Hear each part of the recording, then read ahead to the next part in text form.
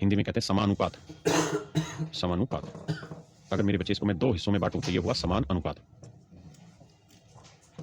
समान अनुपात। समान अनुपात क्या होता है मेरे बच्चे? समान अनुपात प्रोपोर्शन क्या होता है? जब दो रेशियो यानी ए रेशियो बी की भी वही वैल्यू हो जो सी रेशियो डी की, यानी जब इस रेशियो की जो वैल्यू हो वही वैल्यू इस रेशियो की हो, तो इसको हम इक्वल रेशियो कहते हैं। इन्हें हम क्या कहते हैं? इक्वल रेशियो कह देते हैं। इक्वल रेशियो कहते हैं इन्हें मेरे बच्चे हम इक्वल रेशियो कह देते हैं, समान अनुपात कहते हैं। और मैथ की भाषा में, गणित की भाषा में, जब दो अनुपात आपस में बराबर आ जाते हैं तो बराबर के निशान की जगह हम 4 बिंदियां लगा देते हैं और हम ये कहते हैं कि भाई जो रिलेशन ए का बी से है वही रिलेशन सी का डी से, जो रिलेशन ए का बी से है वही रिलेशन मेरे प्यारे बच्चों सी का डी से। जैसे इस सवाल में पूछ रहा है कि which of the following represent A correct proportion, इनमें से कौन सा सही समानुपात को दर्शाता है? तो देखो मेरे बच्चे, ये 4 बिंदी का मतलब इक्वल, कि क्या ये दोनों रेशियो इक्वल कटेगा? तो है नहीं, यानी ये रेशियो तो 13-24 है। क्या ये रेशियो भी 13-24 है काटने पे? तो आप कहेंगे नहीं सर, 5 30 5 45 या 15 2 30 15 45, ये रेशियो तो 2 3 तो बराबर नहीं आ रहा। ये 3 5 ये 2 5 ये भी बराबर नहीं है, ये भी बराबर नहीं है, ये आ रहा है बराबर। देखो 3 चौक 12 3 3 9 तो रेशियो है 4 3, या 4 चौक 16 4 3 12 ये रेशियो भी है 4 3। तो मेरे भाइयों ऑप्शन ए बिल्कुल एब्सोल्यूट करेक्ट है, यानी ऑप्शन ए जो है वो आपके समान अनुपात को दिखा रहा है। अब बताइए, सवाल में कह रहा है भिन्न ज्ञात करें जिसका 1/27 से वही अनुपात है। कोई नंबर है, कोई भिन्न है x, कहता जी इसका 1/27 से वही अनुपात है जो अनुपात 3/7 का 5:9 से, यानी जो रेशियो इसका इससे होगा वही रेशियो इसका इससे होगा। तो कह रहा जी x की वैल्यू बताइए। मेरे बच्चों यही मैं आपको कह रहा हूं कि भाई a रेशियो b अगर बराबर है c रेशियो d के, इसी को तुम लिखते हैं a ratio b c ratio d। तो जब इसे आप सोल्व करोगे तो आप देखोगे कि इसका मतलब है a बाई बी इक्वल है c बाई डी के। हाँ जी, a को d से गुना करना और b को c से गुना करना, a को d से गुना करना b को c से, a इंटू डी बराबर होगा मेरे प्यारे बच्चों b इंटू सी। या और देसी भाषा में कहे तो हम यूं कह सकते हैं कि दूर दूर वालों की गुना होगी हमेशा और नजदीक नजदीक वाले की। b की c से गुना होगी, a की d से गुना होगी, तो a इंटू डी बराबर b इंटू सी। तो इस सवाल में बाबू अगर आप आएंगे तो आप पाएंगे कि भैया मोरे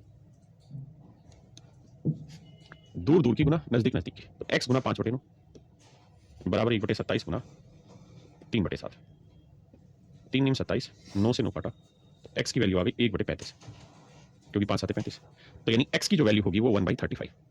यही आपसे मेरे प्यारे बच्चों सवाल में पूछा है, यही मेरे बच्चे आपसे सवाल में पूछा है ना? क्या मेरी बात समझ में? बोलो भाई फालतू बातों पर ध्यान ना दो, जो पढ़ा रहा हूं उस पर फोकस करिए। समान अनुपात करना, दो अनुपात आपस में बराबर होनी चाहिए, सिंपल यार। मैं आपको कहूं कि x का 5 से जो रिलेशन है वही रिलेशन 16 का 40 से, बताओ x की क्या वैल्यू होगी? इसका दूर दूर की गुना x गुना 40, नजदीक नजदीक की गुना 16 गुना 5, 5 गुना 16/40, 5 8 40, x की वैल्यू आ गई मेरे बच्चे। तो x की वैल्यू आ गई मेरे प्यारे बच्चों। तो अब मेरे बच्चों आपको क्या करेगा? अब आपको एक सवाल देगा, कहेगा दो नंबर है a और b, दो नंबर है a और b, कहेगा a का जो संबंध x से है, कहेगा a का जो संबंध x से है वही संबंध x का b से, यानी बिल्कुल मध्य में है, ये मध्य समानुपात कर रहा है, मध्य समानुपात कर रहा है, बिल्कुल मीन में प्रोपोर्शन बैठा रहा है, मीन प्रोपोर्शन सेट कर रहा है, मीन प्रोपोर्शन सेट कर रहा है। मतलब जो रिलेशन a का x के साथ है, जो रिलेशन a का x के साथ है वही रिलेशन मैं कह रहा हूं x का मेरे प्यारे बच्चों किसके साथ है? b के साथ। वही रिलेशन मेरे बच्चे क्या है? x का b के साथ। इसे हम कहते हैं मीन प्रोपोर्शन, यानी बिल्कुल बीच में बैठ के समझा रहा है, बीच में मान लो x है तो x, ये a का x से जो रिलेशन है वही रिलेशन x का b से। तो जब सोल्व करोगे बाबू तो तरीका होगा दूर दूर वालों की गुना नजदीक नजदीक वालों की गुना, तो x इंटू x स्क्वायर और a into b a b, x की वैल्यू आ जाएगी मेरे बच्चे रूट a। तो जब भी आपसे कहे कि भाई दो नंबर हैं a और b और इनका मीन प्रोपोर्शन निकालिए, मीन प्रोपोर्शन निकालो, एक ऐसा नंबर निकालिए जिससे a का जिस उस नंबर से जो रिलेशन हो वही रिलेशन उस नंबर का b से, तो मीन प्रोपोर्शन कुछ और नहीं, हमेशा ही इनके प्रोडक्ट का स्क्वायर रूट होगा। मीन प्रोपोर्शन कुछ और नहीं मेरे प्यारे बच्चों, इनके प्रोडक्ट का स्क्वायर रूट होगा। मीन प्रोपोर्शन कुछ और नहीं, इनके प्रोडक्ट का स्क्वायर रूट होगा। मीन प्रोपोर्शन कुछ और नहीं, इनके प्रोडक्ट का स्क्वायर रूट होगा मेरे प्यारे बच्चों। हाँ जी, जब भी दो नंबर के बीच का मीन प्रोपोर्शन निकालना हो तो उन दोनों नंबर का स्क्वायर रूट कर दो, प्रोडक्ट का वो आंसर। जैसे कह रहा है 1/4 और 1/9 का मीन प्रोपोर्शन फाइंड आउट करो, मध्य समानुपात, मध्य समानुपात। तो इसका सूत्र हो जाएगा दोनों नंबर का प्रोडक्ट 1/4 गुना 1/9, 1/36, 1/36 का वर्गमूल 1/6। This would be your answer. कह रहा जिनका मीन प्रोपोर्शन निकालिए तो प्रोडक्ट करेंगे 3 जमा रूट 2 गुना, मेरे बच्चे 12 ही 32, 12 को 12 ही रहने दो, 32 को लिख देते 16 गुना 2 और 16 का वर्गमूल 4, तो 4 रूट 2 और 4 कॉमन ले लेंगे यहां से, तो यहां क्या बचेगा 3 माइनस रूट 2, 3 माइनस रूट 2। ठीक है भाई, तो 4 आगे लगा लो। तो भैया मोरे ए प्लस बी इंटू ए माइनस बी, ए प्लस बी इंटू ए माइनस बी क्या होता है, ए स्क्वायर माइनस बी स्क्वायर। भाई गुना करेंगे, 4 तो आई क्या, ए प्लस बी इंटू ए माइनस बी क्या होता है, ए स्क्वायर माइनस बी स्क्वायर। तो 3 का वर्ग 9 और बी यानी रूट 2 का वर्ग, तो 9 में 2 गया 7। तो इन दोनों का प्रोडक्ट आया 7, तो 4 गुना 7। तो मेरे बच्चे 4 का वर्गमूल 2, तो मीन प्रोपोर्शन आया 2√7। मध्य समानुपाती आया मेरे भाइयों 2√7। क्या आप समझ पाए? सीपीओ एसआई 2006 का क्वेश्चन है। आज तक जितने क्वेश्चन है सारे ही मैंने पिक कर लिए। हाँ यार, लेकिन तरीका समझने में फोकस करिए। बताइए भाई, कहता है इसका मीन प्रोपोर्शन बताइए। मीन प्रोपोर्शन निकालना है, तो मीन प्रोपोर्शन हो जाएगा क्या, 12.8 गुना 64.8 का स्क्वायर रूट। देखो जी, 128 को लिखेंगे 16 गुना 7, पॉइंट हटाएंगे 1 0, ये पॉइंट हटाएंगे 1 0, बटे आएगा 100। अब 64 648 को के फैक्टर बनाओगे तो भैया 8 8 64, 648 को बनाना हो तो देखो कुल मिला के मतलब क्या है कि भैया डेसिमल हटाएंगे बटे 10, यहाँ डेसिमल हटाएंगे बटे 10, तो कुल मिला के इसके रूट के अंदर 10 नहीं 100 का वर्गमूल निकालोगे बाहर आएगा 10। अब 128 और 648 का स्क्वायर रूट निकालना है, 128 और 648 का स्क्वायर रूट निकालना। अब यहाँ सारा खेल शुरू होता है हमारी समझ का कि हम कितना जल्दी समझते हैं। सॉरी आई, देखिए कुछ समझ नहीं आ रहा तो आप ऐसे ब्रेक कर सकते हैं, 128 को ऐसे टुकड़ों में तोड़िए, 2 6 12, 2 4 8, 2 3 6, 2 3 4 ऐसे। या अगर आपको कोई पहाड़ा याद है 128 के आसपास का, कोई नंबर सीधा याद है तो वो बताइए।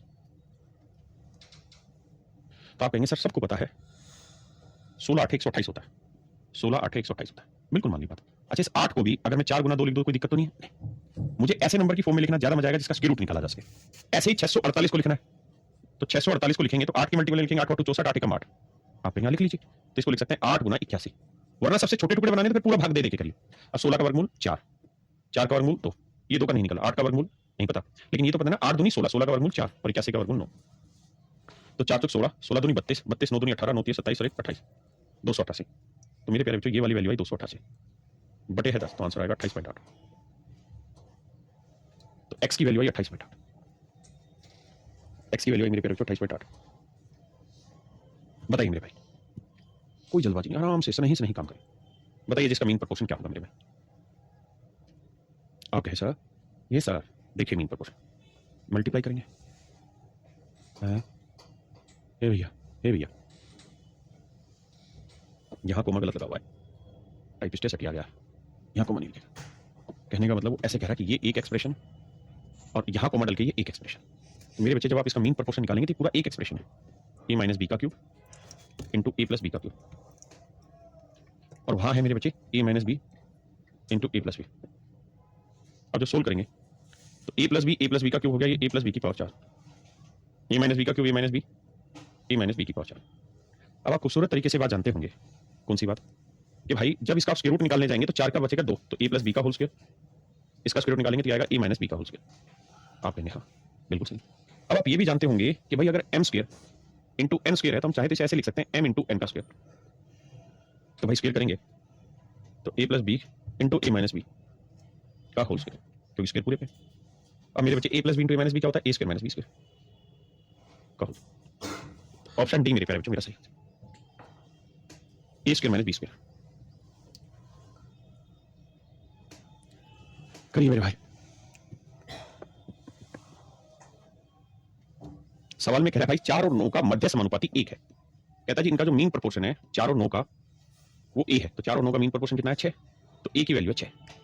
अब अगली लाइन में कह रहा है कि भाई 2a और 48 इसका मीन प्रोपोर्शन दे रखा बी, तो मेरे बच्चे ए की वैल्यू कितनी है 6, तो 6 दूनी 12, यानी 12 और 48 का जो मीन प्रोपोर्शन है वो दे रखा उसने बी। तो मीन प्रोपोर्शन का सूत्र होगा दोनों नंबर के प्रोडक्ट का स्क्वायर रूट 12 गुना 48। अब भाई देखो ध्यान से 12 गुना 48 को कैसे टैकल करें, 12 को लिखेंगे 4 गुना 3, 48 को 16 गुना 3। अब देखो 4 का वर्गमूल 2, 3 और 3 दो बार आया एक बार बाहर, और 16 का वर्गमूल 4, तो 4 3 12 दूनी 24, तो मेरे बच्चे आया 24। तो यानी इन दोनों नंबर का मीन प्रोपोर्शन बी था उसकी वैल्यू 24 है, इन दोनों का मीन प्रोपोर्शन ए था उसकी वैल्यू 6 है। तो कह रहा 5b माइनस 9a, तो 5b बी की वैल्यू क्या थी 24 माइनस 9a, ए की वैल्यू क्या थी 6, 24 5 120 9 6 54, तो मेरे भाई बांटेंगे तो ये आएगा 66, तो आंसर आएगा 66, आंसर आएगा मेरे बच्चे 66। हाँ जी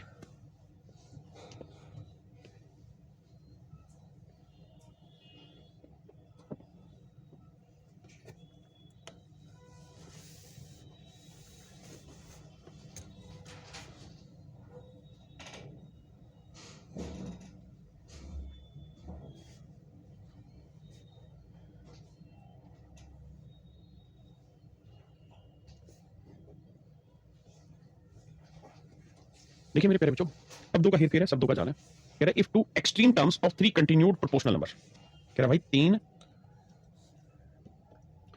if two extreme terms, English में ज्यादा अच्छे समझ पाएंगे। एक्सट्रीम टर्म्स का मतलब होता है सबसे बाहर वाली दो टर्म, यानी कोई चीज लिख रहे हैं, कोई चीज लिख रहे हैं 1 2 3 4 5 6 7 ऐसे, तो सबसे पहली और सबसे आखिरी टर्म, यानी बाहर बाहर वाली दो टर्म की बात कर रहा है। और थ्री कंटिन्यूड प्रोपोर्शनल नंबर, कहता है तीन कंटिन्यूड प्रोपोर्शनल नंबर है तो उनमें पहली और आखिरी नंबर दे रखा है A B by C X और A C by B, A C by B. थोड़ी देर के लिए समझिए कोई नंबर है एक्स बीच की टर्म, तो सवाल में वो कह रहा है कि वही बीच वाला प्रोपोर्शन ही बताओ क्या। कह रहा है तीन कंटिन्यूड प्रोपोर्शनल नंबर है, मतलब ए बी अपॉन सी का जो रिलेशन एक्स से है वैसा ही रिलेशन एक्स का ए सी बाई बी से कंटिन्यूड है। तो कहता है टू एक्सट्रीम मोस्ट, यानी सबसे पहला और सबसे आखिरी, इनका जब आप मीन प्रोपोर्शन निकालोगे तो क्या आएगा, यानी एक्स की वैल्यू तो वो आएगी मेरे बच्चे बाहर, मतलब दोनों के प्रोडक्ट का स्क्वायर रूट, तो A B by C, A C by B, B C से बी सी कटा ए स्क्वायर का वर्गमूल ए। तो ये मेरे प्यारे बच्चों मेरा सही आंसर। हाँ जी बताओ जी, कहता जी मीन प्रोपोर्शन निकाल के बताइए। तो होगा 7 गुना 63। तो भाई आप जानते हैं 7 नीम लिखा जाएगा तो 7 बाहर आ जाएगा और 9 का वर्गमूल 3, तो आंसर आएगा मेरे प्यारे बच्चों 21। अब आते हैं मेरे बच्चे थर्ड प्रोपोर्शनल पर। थर्ड प्रोपोर्शनल क्या होता है कि भाई ए का बी से जो रिलेशन है वही रिलेशन बी का किसी तीसरे नंबर से, वही रिलेशन बी का किसी तीसरे नंबर से, दो नंबर दे रखे होंगे ए और बी, उनका कहेगा थर्ड प्रोपोर्शन बताओ। मतलब ए का जो रिलेशन बी से है वही रिलेशन बी का किसी तीसरे नंबर से है, मतलब जो संबंध ए का बी से है वही संबंध मेरे प्यारे बच्चों बी का किसी तीसरे से। ए का एक्स है, इसको इससे, तो ए इंटू एक्स बराबर बी इंटू बी। तो एक्स की वैल्यू आएगी मेरे प्यारे बच्चों दूसरे वाले नंबर का वर्ग बटे पहला नंबर, यानी जो दूसरा नंबर होगा इसका वर्ग करके पहले नंबर से भाग दे दोगे तो आप निकाल पाओगे थर्ड प्रोपोर्शन, तो आप निकाल पाओगे थर्ड प्रोपोर्शन। इस शब्दों का जाल और कुछ नहीं है, हिंदी में कहेंगे तृतीय समानुपात, तृतीय समानुपात, तृतीय समानुपात। हाँ जी आइए, कह रहा 18 और 36 का थर्ड प्रोपोर्शन तो मेरे प्यारे बच्चों थर्ड प्रोपोर्शन निकाल, तृतीय समानुपात, तृतीय समानुपात।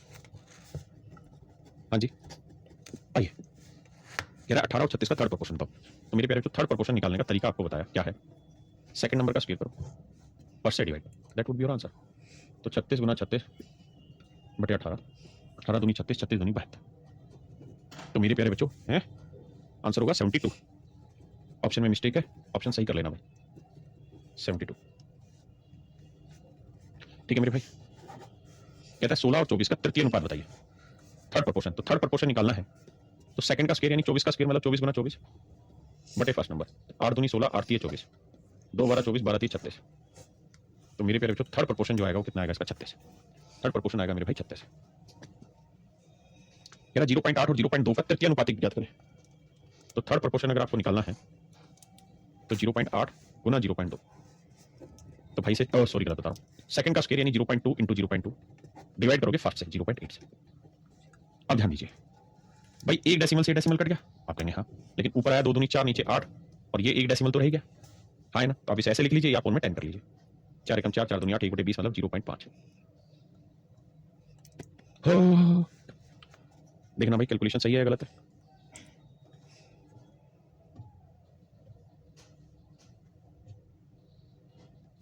देखो फिर से समझाता हूँ भाई, बेसिक फंडा है कि दूसरे नंबर का वर्ग करके पहले से भाग देना। तो 0.2 का वर्ग किया तो देखो ये डेसिमल और ये डेसिमल हटाएंगे बटे 100 लिखोगे, और ये डेसिमल हटाओगे ऊपर 10 लिखोगे, बिल्कुल सही। तो ऊपर आया 2 दूनी 4 और नीचे आया 8 ढाई 80, 4 से काटेंगे 1 बटे 20, सॉरी तो आंसर आएगा 0.5, तो आंसर आएगा 0.05, बिल्कुल सही। बताइए मेरे भाई, कहता है इन दोनों नंबर के बीच का मीन प्रोपोर्शन। तो मेरे भाई मीन प्रोपोर्शन का फंडा क्या होता है, दोनों नंबर के प्रोडक्ट का स्क्वायर रूट, और 5 और 3 का थर्ड प्रोपोर्शन बताइए। तो थर्ड प्रोपोर्शन का क्या फंडा होता है, सेकंड नंबर का स्क्वायर यानी 3 गुना 3 बटे 5 करेंगे मेरे भाई। देखो 18 गुना 32 निकालोगे, 9 दूनी 18 तो गुना 32, 32 दूनी 64 का वर्गमूल 8, 9 का वर्गमूल 3, 8 या 24, तो इसका वर्गमूल आएगा मेरे भाई 2.4, 2.4 का डेसिमल हटाएंगे बटे 10 यानी 24 बटे 10। बेसिक कैलकुलेशन आप करके देखना, और ये आएगा मेरे भाई 9 बटे 5। अब कटता काटते हैं, 9 एकम 9, 9 से निकटा 3 3 9, 3 8 24, 5 एकम 5, 5 दूनी 10, 2 चौक 8, तो रेशियो आ रहा है मेरे भाई 4:3, यानी मीन प्रोपोर्शन और थर्ड प्रोपोर्शन का जो रेशियो आएगा मेरे बच्चे 4:3 है। मीन प्रोपोर्शन और थर्ड प्रोपोर्शन का जो रेशियो आएगा वो 4:3 है। भाई दो नंबर है उनका मीन निकाल लो, फिर एक और दो नंबर का सेट है उसका थर्ड प्रोपोर्शन निकालना है।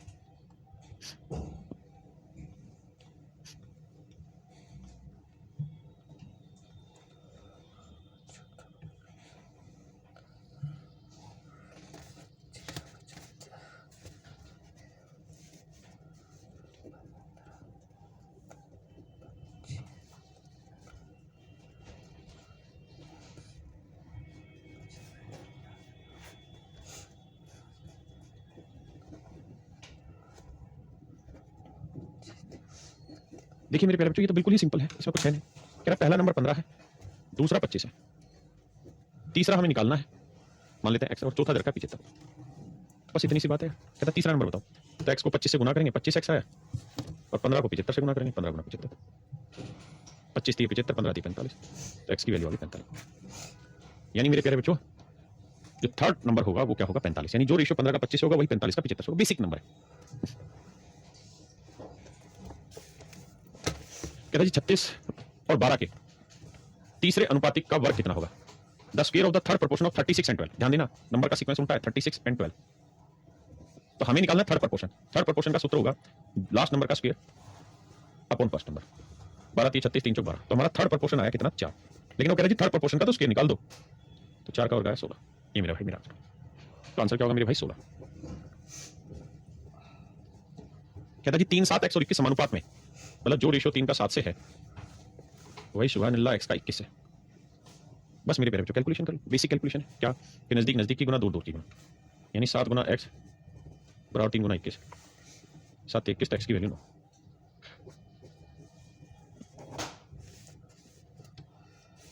कह रहा जी इसका थर्ड प्रोपोर्शन बताओ। आसान आसान है, समय लगाना ही नहीं, थर्ड प्रोपोर्शन निकालना है। तो थर्ड प्रोपोर्शन निकालने का बेसिक फंडा होगा 0.45 का स्क्वायर अपॉन में फर्स्ट नंबर 0.25। आइए भाई करिए कैलकुलेशन।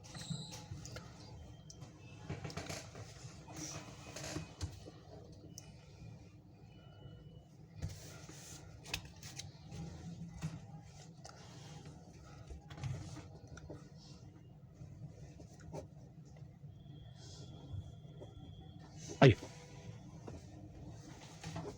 अब देखिए ध्यान से, इस डेसिमल से डेसिमल क्या, 5 5 25, 5 नहीं 45, 5 से काटेंगे 0.9 है ना। लेकिन आपको ये समझना होगा डेसिमल में, भाई इस डेसिमल से डेसिमल करके इस डेसिमल का बटे 100 लिख लो यार, ऐसे कर दो। 5 से काटा 5 नहीं 45, 9 नहीं 81/100, और 81/100 क्या हुआ 0.8।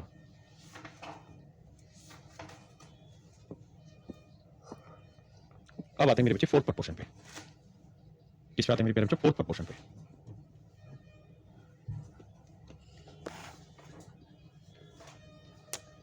हिंदी में कहें चतुर्थ समानुपाती।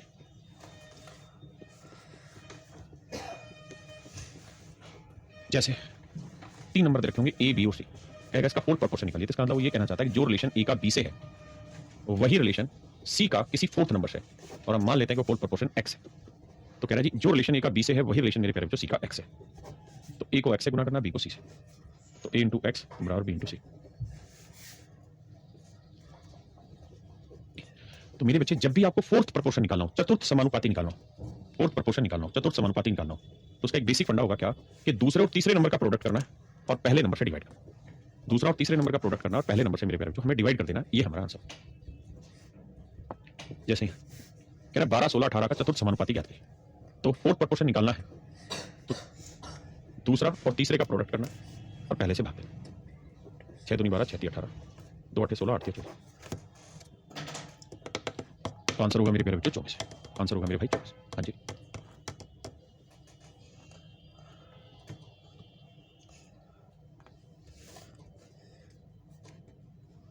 देखिए मेरे प्यारे बच्चों, फोर्थ प्रोपोर्शनल 12 गुना 15 बटे 10, यानी सेकंड और थर्ड का मल्टीप्लिकेशन बटे फर्स्ट नंबर। 5 सॉरी 5 दूनी 10 5 3 15, 2 6 12 6 3 18।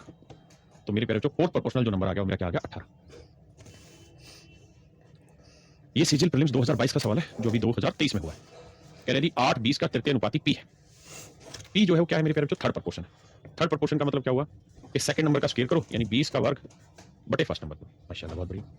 3 5 24 का चतुर्थ अनुपाती क्यू है, तो जो फोर्थ प्रोपोर्शन है वो क्यू है, और वो क्या है 3 5 24 का फोर्थ। तो फोर्थ प्रोपोर्शन निकालना है तो second into last third number 5 गुना 24 बटे फर्स्ट। देखो भाई 4 दूनी 8 4 5 20 2 ढाई, तो पी की जो वैल्यू आई वो आई 50, 3 8 24 8 5 40, और क्यू की वैल्यू आई 40। पी की 50 क्यू की 40, पी की 50 50 दूनी 100 और क्यू की 40। तो मेरे प्यारे बच्चों आंसर आया 140। आंसर आया मेरे भाई 140।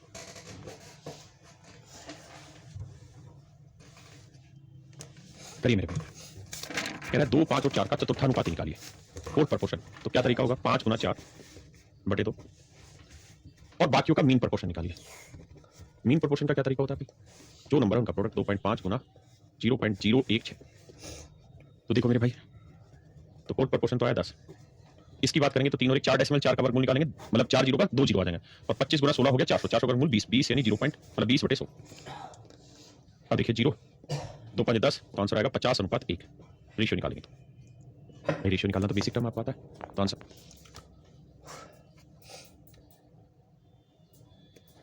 तो कोड प्रोपोर्शन तो आया 10। इसकी बात करेंगे तो 3 और 1 4 डेसिमल 4 का वर्गमूल निकालेंगे, मतलब 4 जीरो का 2 जीरो आ जाएंगे, और 25 गुना 16 हो गया 400, 400 का वर्गमूल 20, 20 यानी 0 पॉइंट मतलब 20/100। अब देखिए 0 2 5 10, तो आंसर आएगा 50:1। रेशियो निकालेंगे तो रेशियो निकालना तो बेसिक टर्म आपको आता है, तो आंसर आया मेरे प्यारे बच्चों 50:1।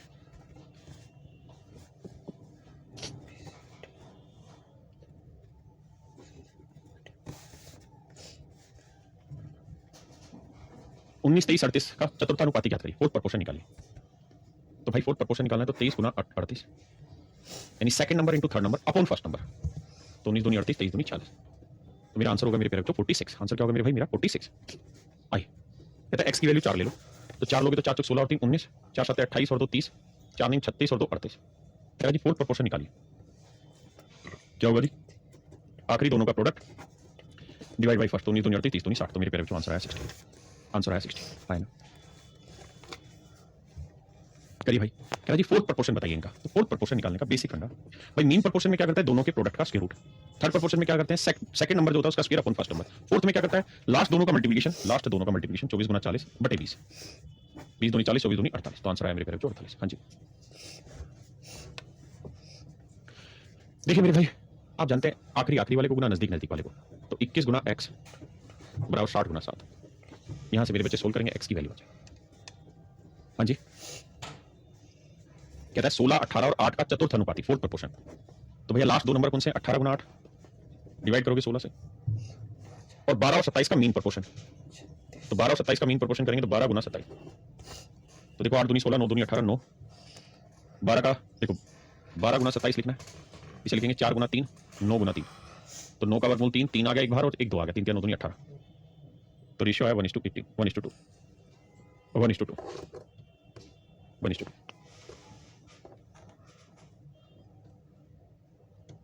बताइए कहता है x और y ऐसी दो संख्याएं जिनका मध्य अनुपात 16 है और तृतीय अनुपात 128 है। तो भाई अगर x और y दो ऐसे नंबर हैं जिनका मीन प्रोपोर्शन 16 है, तो मीन प्रोपोर्शन 16 होने का मतलब है कि दो नंबर का प्रोडक्ट करके स्क्वायर रूट, तो ये 16 आना चाहिए, तो दोनों साइड स्क्वायर करेंगे तो x y कितना है 16 का वर्ग 256, मतलब ऐसे दो नंबर ढूंढने हैं x और y जिनका प्रोडक्ट करें तो 256 है। तो भाई 16 गुना 8 256 आ रहा है, 16 गुना 4 256 आ रहा है, 16 गुना 32 256 आ रहा है, नहीं केवल और केवल एक ही जगह आ रहा है और वो है 8 गुना 32, तो ऑप्शन सी मेरा सही आंसर। नेक्स्ट पे आइए, कहता है ऐसी दो संख्याएं पता करें जिनका मीन प्रोपोर्शन 12 है, तो भाई दो नंबर है x और y, इनका मीन प्रोपोर्शन 12 है, तो इसका मतलब ये तय हुआ कि इन दोनों नंबर का प्रोडक्ट 12 का वर्ग 144 होगा, क्योंकि वर्ग करेंगे तब इसके रूट हटेगा। अब देखिए 144 किसका बन रहा है, इसका बन रहा है, हाँ अब इन सबका बन रहा है, अच्छा 24 ये तो इसका नहीं बन रहा, 48 144 और 24 के दोनों ही आंसर हो सकते हैं। अब मुझे आना थर्ड प्रोपोर्शन पे, भाई मीन प्रोपोर्शन मेरा 12 बी वाली वैल्यू से भी आ रहा है और डी वाली वैल्यू से भी आ रहा है, मुझे थर्ड प्रोपोर्शन चेक करना है। थर्ड प्रोपोर्शन के लिए क्या करना होगा, सेकंड नंबर का स्क्वायर यानी 48 का वर्ग 48 गुना 48 डिवाइडेड बाई फर्स्ट नंबर 3 16, तो देखो 16 8 128, 16 चौक 64 और 12 76, यानी ऑप्शन बी सही, ऑप्शन बी सही। क्यों, क्योंकि 3 और 48 अगर लोगे तो मीन प्रोपोर्शन 12 आएगा और थर्ड प्रोपोर्शन 768 आएगा मेरे बच्चे, 768 है। आप फोर्थ को चेक करें करके देखिए, नहीं आएगा आंसर।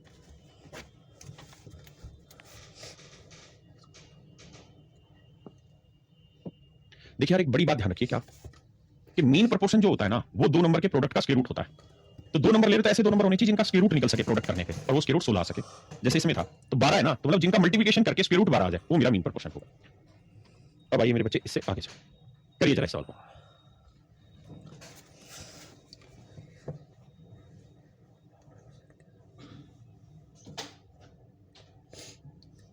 आइए मेरे प्यारे बच्चों देखिए, सवाल में कह रहा है कि जब x को 9 15 21 और 31 प्रत्येक में जोड़ा जाता है तो प्राप्त परिणाम प्राप्त संख्या समानुपात में हो जाती है। क्या ऐसे रहा है कि भाई 9 में x जोड़ दो, 15 में x जोड़ दो, 21 में x जोड़ दो और 31 में x जोड़ दो, तो कह रहा है सारी संख्या समानुपात में हो जाती है। 9 जमा x का जो अनुपात होगा 15 जमा x से, वही अनुपात मेरे प्यारे बच्चों 21 जमा x का 31 जमा x के साथ अनुपात। ये बात वो कह रहा है कि अगर आप x को हर नंबर में जोड़ देंगे तो ये कहानियां हो जाएंगी। तो मेरे बच्चे आप इस बात को बखूबी जानते हैं कि भाई इन दोनों का प्रोडक्ट इन दोनों के प्रोडक्ट के बराबर होगा। 9 जमा x गुना 31 जमा x बराबर होगा 21 जमा x 15 जमा x के, और मेरे भाई जब गुना करोगे तो 9 एकम 9 9 3 27, और ये आएगा 31 और 40 एक्स प्लस एक्स स्क्वायर। यहाँ मेरे प्यारे बच्चों गुना करोगे तो 21 गुना 15 करोगे, 15 एकम 15, 15 दूनी 30 और 31 315 जमा 15 और 21 36 एक्स जमा एक्स स्क्वायर। एक्स स्क्वायर से मेरे प्यारे बच्चों एक्स स्क्वायर गया, 36 एक्स इधर लाएंगे तो 4 एक्स बचा, ये उधर ले जा घटाएंगे तो 15 तो ये हो गया और 21 ही हो गया 36। तो एक्स की वैल्यू आई मेरे प्यारे बच्चों, और एक्स की वैल्यू जब 9 आई तो ये वाला नंबर क्या होगा, 9 30 27 में 2 गया 25, और ये वाला नंबर क्या हो गया मेरे बच्चे 9 5 45 और 4 49, तो दो नंबर मिल गया 25 और 49। कहता है इसका मीन प्रोपोर्शन बताओ, तो मीन प्रोपोर्शन होता है इनके प्रोडक्ट का स्क्वायर रूट, 25 का वर्गमूल 5 और 49 का वर्गमूल 7, 5 7 35। तो मेरे बच्चे मीन प्रोपोर्शन होगा 35, यानी ऑप्शन बी मेरा सही आंसर। लेकिन बात ये आती है कि क्या सर पेपर में हर सवाल को इसी तरह करना पड़ेगा, does this the only way to solve this question, तो जवाब है नहीं। पेपर में कैसे अटेम्प्ट करना है वो एक डिफरेंट आर्ट है, उसको मैं सिखा, इसलिए ध्यान से देखिए।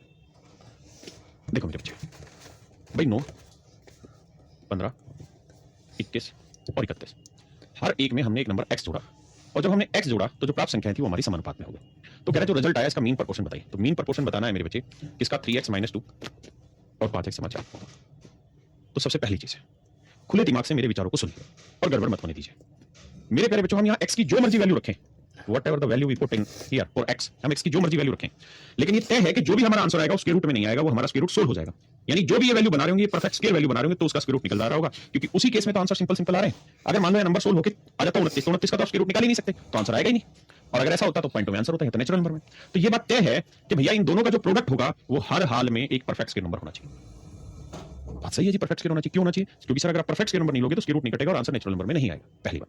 तो सर वो नंबर क्या होना चाहिए? तो मेरे प्यारे बच्चों सामान्यतः है हमें ये देखना होगा कि वो नंबर नेचुरल नंबर रख के देखना है, 1 2 3 4 5 6 7 8 9 10 11 12 15 20 ये सब। लेकिन सर कब तक रखते रहे और कितनी वैल्यूज में रखें, तो इसका भी मैं जवाब देता हूं। ये देखिए इन ऑप्शन में सबसे छोटी वैल्यू क्या है 20, और 20 है तो इसका मतलब इनका प्रोडक्ट 400 बना होगा कम से कम, तभी तो 400 का वर्गमूल 20 आया होगा। आप कहेंगे हाँ, और अगर 400 बना होगा मेरे बच्चे तो कम से कम ये बड़ी बड़ी वैल्यू होनी चाहिए। अगर मान लो मैं 1 रखूं तो 3 एकम 3 में 2 गया 1 5 और 4 9, तो 9 गुना 1 400 थोड़ी बन रहा है। आप कहेंगे नहीं, तो यानी मुझे x की वैल्यू थोड़ी बड़ी ट्राई करनी चाहिए। तो मैं ट्राई करके देखता हूं 6, तो 6 3 18 में 2 गया 16 और 6 5 30 और 4 34।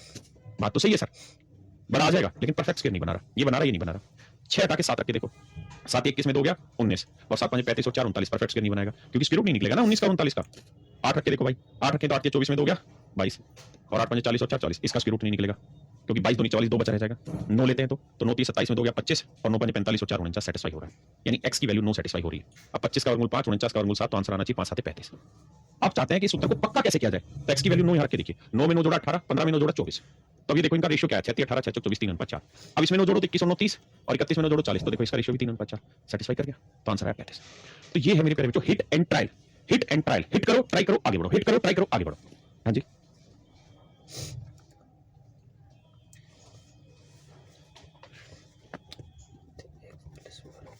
आइए मेरे बच्चे, कह रहा जी 25 32 59 और 80, कहता है जी यहाँ हर एक संख्या से x घटा है, डिटेल करना है तो वही तरीका x घटा के सोल्व करो। तो रिजल्ट जो आया वो एक प्रोपोर्शन में होगा और 3x + 1 और 5x - 4 का मीन प्रोपोर्शन निकालो, तो यानी 3x + 1 * 5x - 4। तो मेरे प्यारे बच्चों मीन प्रोपोर्शन एक ऐसा नंबर होगा, इन दोनों का प्रोडक्ट एक परफेक्ट स्क्वायर नंबर होगा, तभी तो स्क्वायर रूट कटा होगा और आंसर इसमें आया होगा। अब x की वैल्यू क्या है, अभी देखिए मिनिमम वैल्यू 15, छोटी से छोटी वैल्यू 15, यानी इनका वर्ग 15 का 225 यानी कम से कम 225 तो बनना ही चाहिए। अब मैं 1 रख के देखूं तो 3 एकम 3 और 1 4, 5 में 4 गया 1, तो 225 से तो बहुत छोटा बन रहा है। तो थोड़ा अंदाजा ले लो कि यार x की वैल्यू 5 के आसपास रखी जानी चाहिए। 5 लेता हूं, 5 3 15 और 1 16, 5 5 25 में 4 गया 21, परफेक्ट स्क्वायर नहीं बन रहा। 6 ले लें, 6 3 18 और 1 19, 6 5 30 में 4 गया, ये भी नहीं बनना। 7 लेते हैं, 7 21 और 1 22 और 7 5 35 में से 4 गया 31, ये भी नहीं बनेगा। परफेक्ट स्क्वायर भी तो होना चाहिए ना, स्क्वायर रूट भी तो होना चाहिए भाई। 8 लेते हैं, 8 24 और 1 25 सेटिस्फाई हो रहा है, और 8 5 40 में 4 गया 36 सेटिस्फाई हो रहा है। 36 का वर्गमूल 6, 25 का वर्गमूल 5, 5 6 30 मेरा आंसर होगा, यानी x की वैल्यू मेरे बच्चे 8। आप कहीं से पक्का करके बताओ, तो पक्का तो भाई फिर x घटाना है, यहां से घटाओ, तो 25 में से 8 गया 17 और 32 में से 8 गया 24, है ना।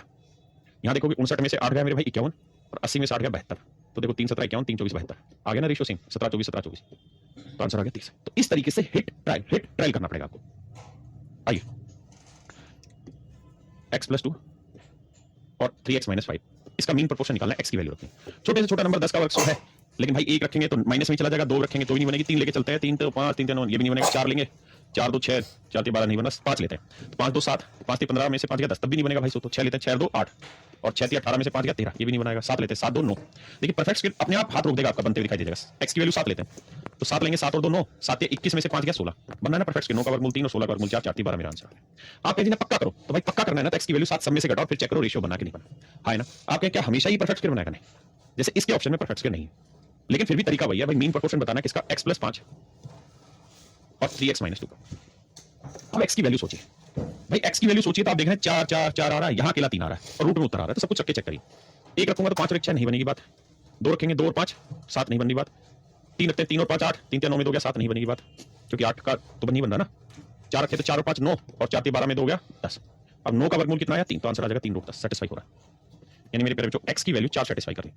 और अगर x की वैल्यू 4 सेटिस्फाई कर रही है तो कह रहा है अगर पक्का करना है तो कह रहा है 22 भाई सब में से 4 घटाओ, तो 22 में 4 गया मेरे भाई 18, 38 में 4 गया 34, 31 में 4 गया 27, 55 में 4 गया 51, 2 में 18, 2 17 34, 3 में 27, 3 17 51, तो 9 अनुपात 17, 9 अनुपात 17। तो इसका मतलब मेरे प्यारे बच्चों क्या है, समानुपात। क्या मेरी बात समझ पाए? क्या किसी भाई को कोई दिक्कत है यहां तक? नहीं। क्या मेरी बात समझ पाए मेरे प्यारे बच्चों? पाए ना? पक्का भाई? क्लियर है मेरा पॉइंट? कैसे सवाल आए तो आपको ऑप्शन से ही कर डालना है।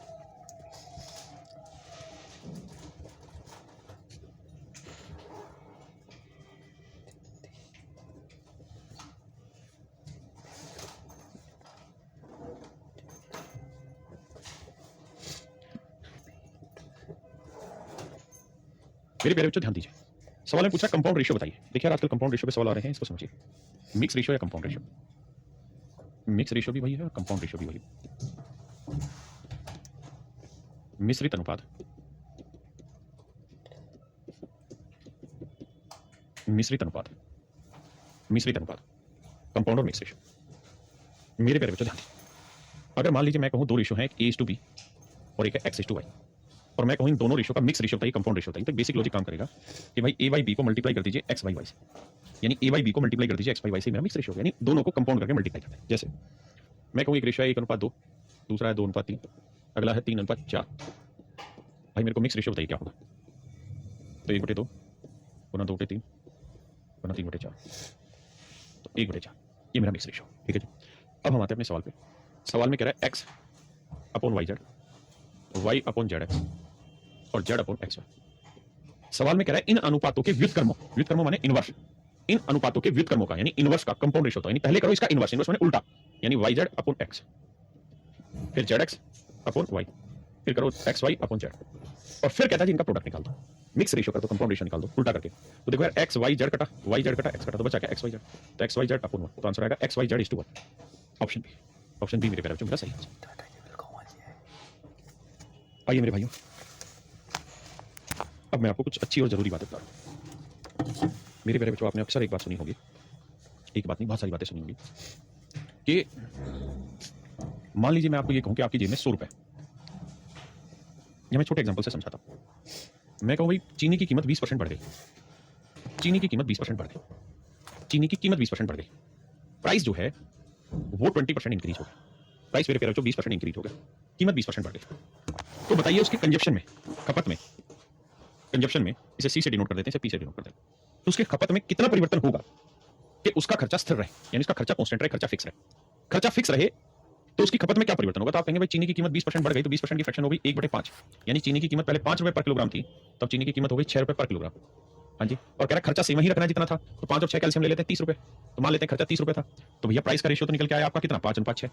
अब बात करते हैं खपत की, तो भैया पहले 5 रुपए में, पहले बाबू 5 रुपए में, 5 रुपए के भाव से 30 किलो चीज ला रहा था, तो कितने किलो खपत कर रहा था 6 किलो। अब 6 रुपए में 30 रुपए के भाव, 30 रुपए में कितने किलो चीज लाएगा 5 किलो। तो मेरे भाई इनकी खपत का अनुपात क्या है 6:5।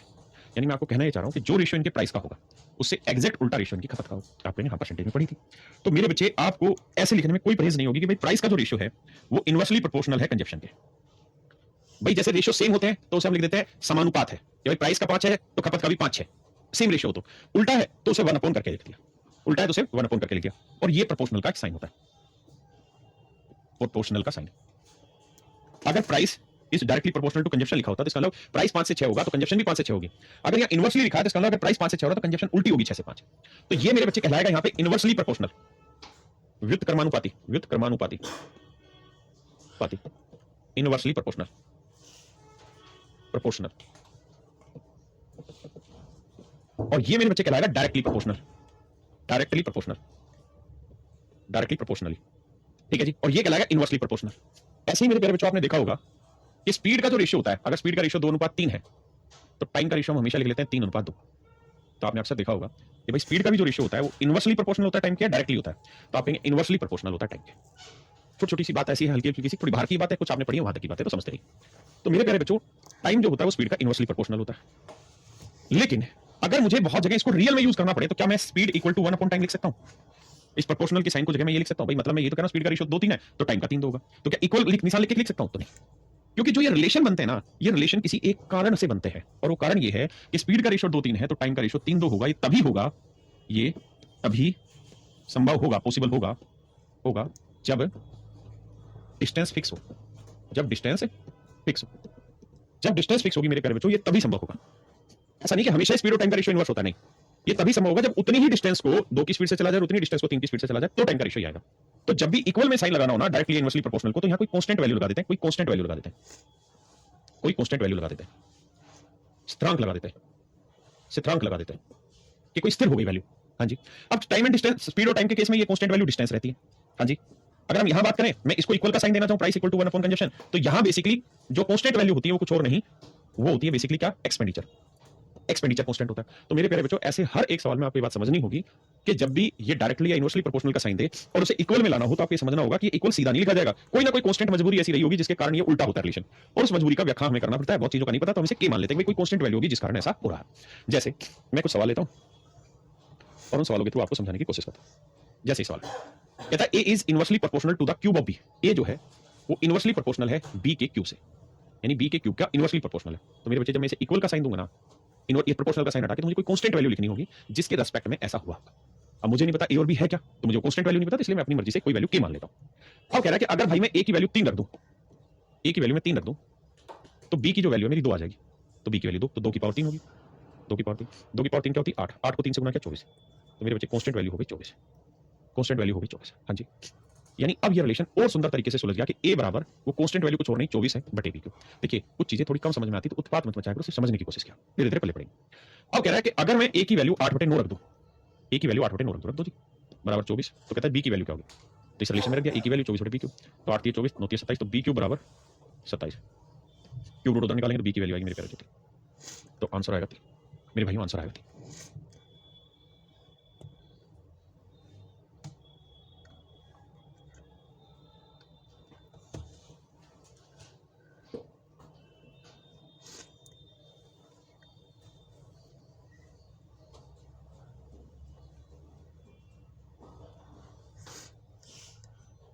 ए मेरे प्यारे बच्चों, सवाल में कह रहा है कि ए जो है ना वेरी करता है directly as B and inversely as C. कहता है ए जो है ना वो बी के साथ तो डायरेक्टली प्रोपोर्शनल है, लेकिन ए जो है वो सी के साथ इनवर्सली प्रोपोर्शनल है। तो आप चाहो तो इन दोनों को एक साथ लिख सकते हो कि A is proportional to B by C. तो इस बात का सीधा मतलब ये है कि ए बी के साथ तो डायरेक्ट रिलेशन बनाएगा, लेकिन सी के साथ इनवर्स रिलेशन बनाएगा। तो बहुत अच्छा तरीका ये होगा कि हम इसको सीधा सीधा लिख दें, क्या? ए इज इनवर्सली ना ए proportional to B by C. तो इसका मतलब ये हो जाएगा कि ए बी के साथ डायरेक्ट और सी के साथ इनवर्स है। इक्वल का साइन देना है तो कोई कांस्टेंट वैल्यू ले लीजिए के बी अपॉन सी।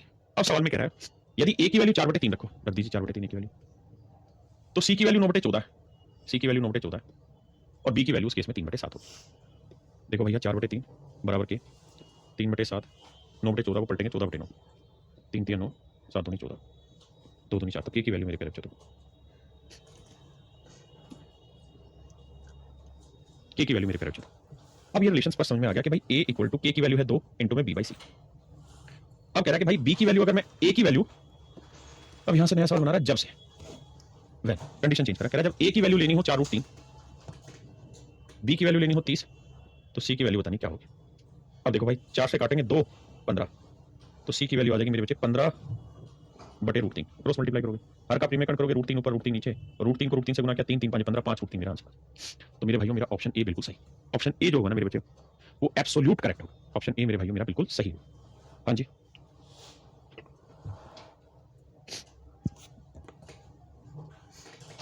कह रहा जी एक्स जो है डायरेक्टली प्रोपोर्शनल है स्क्वायर रूट ऑफ वाई के, तो भाई इक्वल का साइन डालेंगे तो के रूट वाई हो गया, बिल्कुल सही।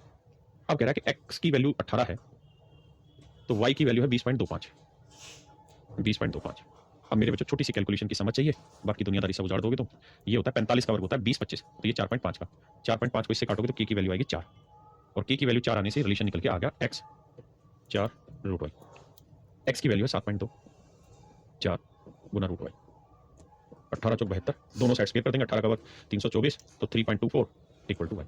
तो y की वैल्यू आ गई 3 पॉइंट है, एक मिनट गड़बड़ कर दी क्या, x y के अनुक्रमानुपाती है, ठीक है भाई। तो x equal to k root y, x की वैल्यू कहता है 18 है तो y की वैल्यू 20.5, 4 5 20 55 25 45, 4.5 आया भाई, 4 चौक 16, 4 5 ठीक है, k की वैल्यू भी 4 आ गया। अब कह रहा है x की वैल्यू 7.2 है, x की वैल्यू 7.2 है तो y की वैल्यू बताओ क्या, k की वैल्यू 4 है। 18 चौक 72 ही तो होता है यार, है कितना हुआ, 4 एकम 4, 4 अठहत्तर 18, ठीक तो है यार। 18 का वर्ग कितना होता है 324, तो y की वैल्यू आनी चाहिए 3.24। इसके ऑप्शन में गड़बड़ लग रही मुझे।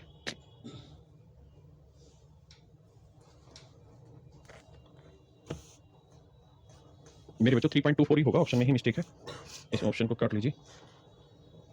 ऐसा हो ही नहीं सकता, तो आंसर गलत आ जाए हमारा।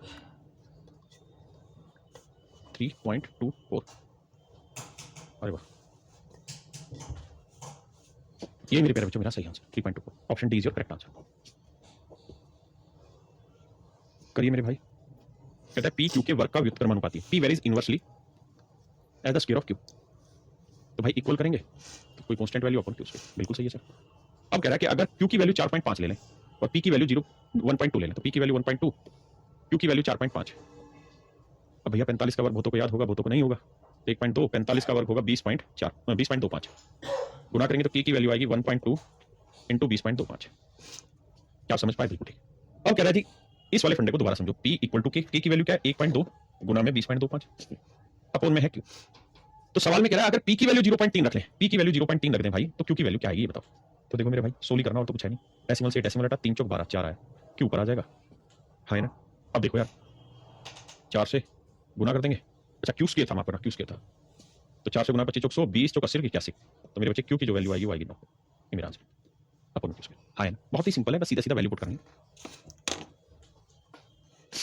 कहता है जी r s के अनुक्रमानुपाती और t के व्युत्क्रमानुपाती है। कहता है r जो है varies directly as s and inversely s t, यानी r को मैं k into s y t लिख सकता हूँ, बिल्कुल सही है।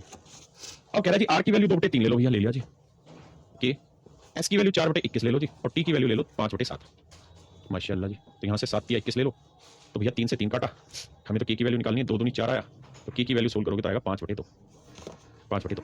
अब यहाँ रख देते हैं, तो r k की वैल्यू 5/2 गुना में s अपॉन t।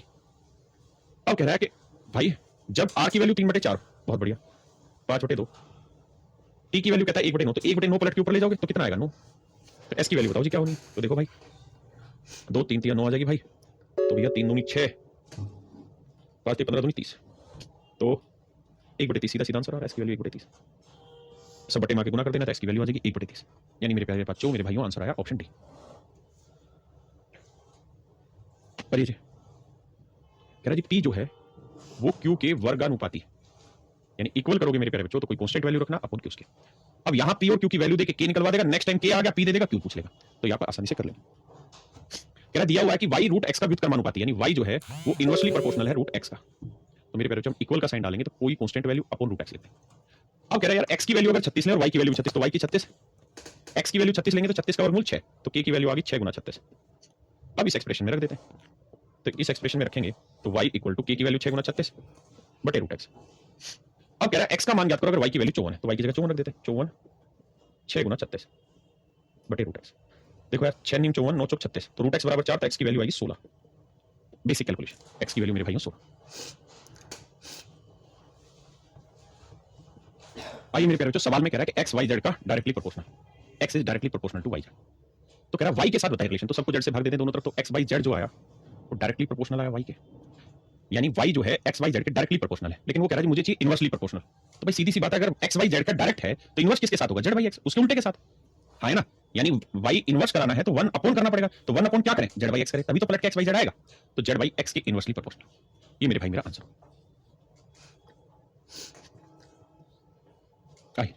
सवाल में कह रहा है सोने की कीमत इसके वजन के वर्ग के समानुपाती है, the price of gold is directly proportional to the square of its weight. कहता है सोने की जो कीमत है यानी जो उसका प्राइस है वो डायरेक्टली प्रोपोर्शनल है किस चीज के, इसके वेट के स्क्वायर के। ऐसा मैं नहीं कह रहा हूं, सवाल कह रहा है, तो अगर मुझे इसे इक्वल का साइन देना होगा तो मुझे कोई कांस्टेंट वैल्यू लगानी होगी जिसके कारण ऐसा संभव। अब कह रहा है एक आदमी ने सोने को 3:2:1 अनुपात में तोड़ दिया, यानी कोई सोने का टुकड़ा होगा, इसको उसने ब्रेक कर दिया। किस अनुपात में ब्रेक किया? 3:2:1 में। यानी एक टुकड़े का वजन 3 यूनिट बना, तो दूसरे टुकड़े का वजन 2 यूनिट बना, तो तीसरे टुकड़े का वजन 1 यूनिट। यानी अगर वो ब्रेक नहीं करता तो पूरे टुकड़े का वजन कितना होता? 3 2 5 6 यूनिट। यानी ब्रेक नहीं करता तो वजन होता 6 यूनिट, और भाई ब्रेक कर दिया तो वजन हुआ 3 2 1। अब मैं बात कर रहा हूं प्राइस की, तो भाई प्राइस क्या है? तो आप कहेंगे प्राइस है सर इनके वेट के स्क्वायर का साथ कांस्टेंट, तो 6 रखेंगे, 6 का वर्ग 36 के, यानी इसकी कीमत है 36 के। तोड़ रहे हैं तो इनकी कीमत क्या होगी? 3 का वर्ग 9 के, इसकी कीमत 4 के, इसकी कीमत 1 के। यानी मेरे बच्चे तोड़ तोड़ के बेचोगे तो बिकेगा 9 4 13 और 1 14 के का, बिना तोड़े बेचोगे तो बिकेगा 36 के का। तो फायदा होगा या नुकसान? आप कहेंगे सिंपली सर नुकसान हो रहा है। बिना तोड़े बेचेंगे तो बिकेगा 36 के का, तोड़ के बेचा तो बिका 14 के का। तो 6 में 4 गया, 2 3 में गया, तो नुकसान हुआ मेरे भाई 22 के का। नुकसान हो गया 22 के का। और सवाल में कह रहा है कि भाई 22 के का नुकसान नहीं हुआ है, नुकसान हुआ 4620 रुपए का। 22 दूनी 40, 22 एकम 22, तो के की वैल्यू 210। तो कहता है शुरुआती कीमत बताओ, तो अगर नहीं तोड़ते तो कीमत होती 36 के, और के की वैल्यू मेरे बच्चे 210। गुना कर देंगे मेरा आंसर। हाँ जी, सेम इसी तरह पे मेरे बच्चों ये सवाल है। कहता है एक व्यक्ति ने गलती से हीरा 3 टुकड़ों में तोड़ दिया, और कह रहा है हीरे का जो मूल्य है, जो प्राइस है, वो उसके वेट के स्क्वायर के प्रोपोर्शनल है। ये अनुक्रमानुपाती डायरेक्टली, तो भाई डायरेक्ट में लिखना हो इक्वल का साइन लेके तो के इंटू डब्ल्यू स्क्वायर करेंगे, बिल्कुल ठीक है। कहता है गलती से ब्रेक कर दिया 3 टुकड़ों में, एक टुकड़े का वजन 3 है, एक का 5 है, और एक टुकड़े का वजन 7 है। अगर इसे ब्रेक नहीं करता तो इसका वजन कितना होता? 3 5 7, 3 5 8 और 7 15 यूनिट। प्रॉफिट वेट कहता है सोने की जो कीमत है, यानी जो उसका प्राइस है, वो डायरेक्टली प्रोपोर्शनल है किस चीज के? इसके वेट के स्क्वायर के। ऐसा मैं नहीं कह रहा हूं, सवाल कह रहा है। तो अगर मुझे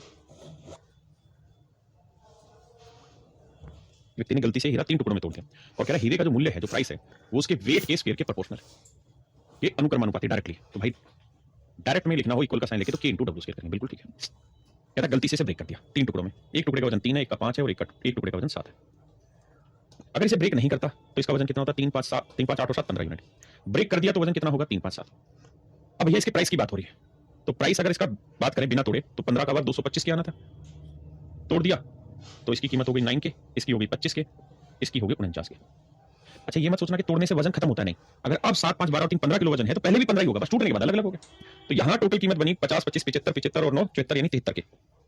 यानी तोड़ के बेचोगे तो 73 के का बिकेगा, बिना तोड़े बेचोगे तो 225 के का, बिना तोड़े बेचोगे तो भाई 225 के का बिकेगा। अब कह रहा है उसे लॉस हो गया, तो 225 माइनस 73, 5 में 3 या 2, 12 में से 7 गया 5, 152 के, यानी लॉस हुआ 152 के का, जो कि है 42,600। यहां से के की वैल्यू निकालो, जो के की वैल्यू आए यहां रख दो, आपका आंसर। सेम इसी तरह से मेरे पेरेंट ये वाला सवाल करना है। किसी वाहन के ईंधन की खपत में परिवर्तन उसके वजन के व्युत्क्रमानुपाती है। इसे मैं कराता हूं एक बार पढ़ो। कहता है किसी वाहन के ईंधन की खपत में परिवर्तन उसके वजन के व्युत्क्रमानुपाती। ये सवाल है सेम होगा, ये सवाल आपने घर पे कर लेना, होमवर्क है, वही हीरे के टुकड़ा तोड़ने वाला, ये आपका होमवर्क है, ठीक है। इस पे आ जाइए। कहता है fuel consumption of a vehicle is inversely proportional to its weight. Directly नहीं कह रहा, इनवर्सली कह रहा है। इनवर्सली माने 1 अपॉन की बात कर रहा है, ठीक है जी। Inversely proportional to its weight. एक car that weight this pound, तो भाई फ्यूल कंजप्शन जो होगी वो के अपॉन डब्ल्यू हो जाएगी। सवाल में कह रहे कार है जिसका वेट 3800 पाउंड है। कितना है भाई? 3800 पाउंड। वो 25 एमपीजी की एवरेज देती है हाईवे पे। किसी वाहन के ईंधन की खपत को ही इन्होंने एमपीजी नाम रखा है, परिवर्तन उसके वजन के व्युत्क्रमानुपाती होता है। 3800 पाउंड वजन वाली कार हाईवे पर 25 एमपीजी की खपत करती है। एक ऐसी कार को ईंधन की खपत बताओ। देखो जी, यहां से के की वैल्यू निकाल देंगे, के की वैल्यू आ जाएगी 25 गुना 3800। अब इस रिलेशन में वैल्यू पुट कर देते हैं, तो फ्यूल इक्वल टू के अपॉन डब्ल्यू।